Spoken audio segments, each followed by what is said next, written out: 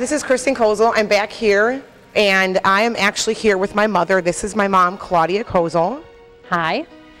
She is a teacher. She teaches 8th grade language arts, and she's here to talk a little bit more about the celebration of Pride here in Cleveland, and we're doing this special video here because of the 25th anniversary of Pride. So, Mom, as I will refer to you in the interview, can you recall, when was the first time that you came to Cleveland Pride? You know, we tried to reconstruct this, and I think it was somewhere between 2008, 2007 when we came, when Kristen finally let us in on her journey, and it was a wonderful event to attend. It was something that I'd never been at before. So we can talk a little bit more about my coming out. I came out to myself probably maybe 2 years before I came out to my mom, but I finally came out to my family. It would have been December of 2007, and my mother was very, very much so pulling me out of the closet. So, Mom, how was that experience for you? Well, when it finally happened, it was very satisfying, but I feel like I really had to pull Kristen out of the closet, and we've had a lot of laughs after the fact, but it was really, I was worried for her because I couldn't quite put my finger on what was the matter. I felt that there was something the matter. I kind of thought that she was gay. I left all kinds of clues. I'm a teacher, so there would be books that I would be reading, and there would be, you know, some kind of a theme about gay or lesbian people, and she just never picked up on any of the clues that I would give her. And I would talk to my other daughter, and I'd say, "What do you think?" And she would, "I don't know." And I guess my son knew already, and so but he wouldn't. You know, it was her journey. She needed to be able to tell me what it was, and finally. With a little bit of coaxing, I kind of just said, you know, "Are you going out to meet a girl or a guy?" And she kind of looked at me with that look that I recognized from when she was 2 years old, when she was like, "Uh-oh, I got caught." And she told me, and it was the best thing in the world to finally know. So I'm very lucky to have an easy coming out story, and it was open arms and, you know, love all around. I'm sure that there were a lot of different emotions that you felt, and you know, what were some of the feelings or some of the things that, you know, you thought about after I told you?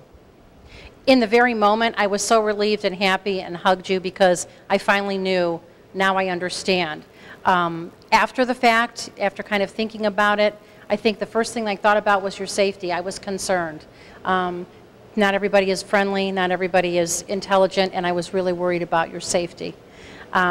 Some people talk about that parents have to go kind of through a mourning period because there are certain things that you don't have with when you find out that your child is gay. I never felt that because I just never felt that it was going to change. She's going to get married, she's going to have children, and so everything is good.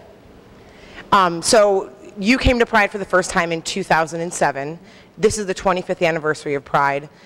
Did you feel, I mean, tell us about your experience at Pride. Did you, you know, I mean, obviously, did you see other families? Did you feel it was a very inviting environment? Was it what you expected or a little bit out of the ordinary? Wow, that's a tough one. Never being there before, there were a lot of things that I'd not seen before. And there were times that I thought, gee, should I be looking at these people because they were interesting, but I didn't want to be rude. But then after a while, you kind of got comfortable and just kind of would talk with people, and it was a very comfortable, there were families there, there were dogs there, which was kind of fun.